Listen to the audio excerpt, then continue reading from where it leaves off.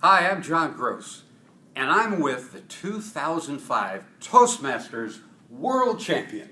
Doesn't get any better than that. His name is Lance Miller. You gotta love this. I just heard you speak for over an hour. You were fantastic. What's it take to be a good speaker, and how can Toastmasters help you? What's it take to be a good speaker? Well, it takes a lot of practice, to be honest with you. I consider speaking as like a muscle. And throughout most of our lives, we're told to sit there and be quiet. And so our speaking muscles are atrophied. And what you need is you need a place that you can come into and you can start to exercise that speaking muscle.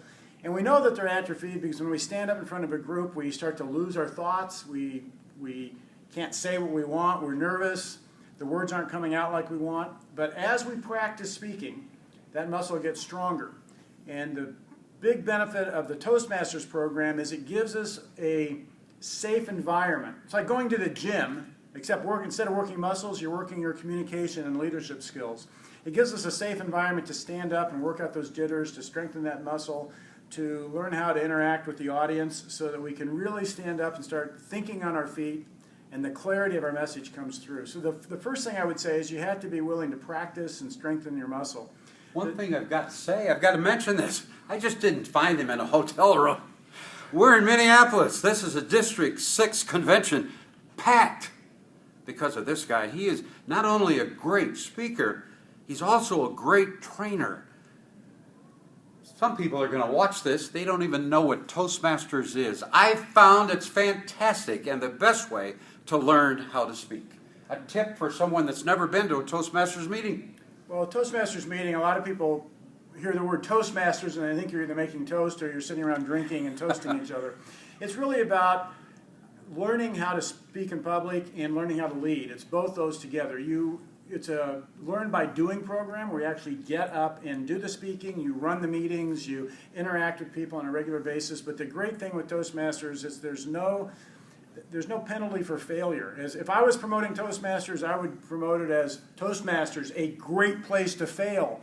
Because you can actually make the mistakes and nobody fires you, nobody demotes you. What you get? You get some feedback, you get a pat on the back, thumbs up, we'll see you next week. Come on back and we'll work on it again. Lance, I interviewed a basketball coach in Detroit. I said, what's the key to get better for high school players?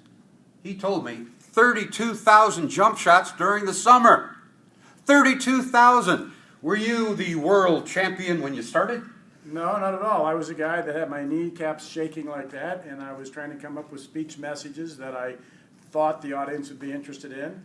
And most of my attention was in my head, not on the audience. That's where I started. Well, you have 200 speeches a year. Does that help?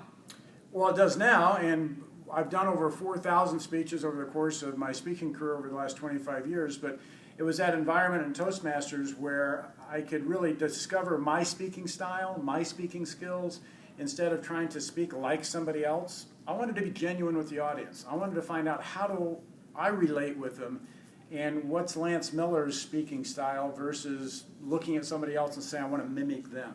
I have given professional speeches all over the country, and I didn't know anything about Toastmasters, so I went there and expected to fly away. Oh, no. My first speech, the icebreaker, oh man, I went like 4 minutes over and I was devastated. But since then, I loved it. That is the key that you got to go back. It's like a football player being knocked down, you got to get back up. Same with speaking, right? Yeah, absolutely. I mean, you're as good as your last speech. It's that simple. So you may think that you're a great speaker, but if it was your last speech that you had and it wasn't very good, that's where you left off. So yeah, you keep popping back and you keep learning from your mistakes. And as I say, the good Lord doesn't give you youth and wisdom at the same time, so you need to become wise across the process of speaking. We're running out of time, but I got to ask you, Lance, what's the best advice you could give someone to get better at speaking? Speak. It's a muscle. Just keep speaking. You're not going to become a better speaker sitting in your living room. Outstanding. I'm in Minneapolis with Lance Miller. Thanks for joining us. And Lance, thank you for coming to Minneapolis. Absolutely. All right. Keep on speaking. Don't stop.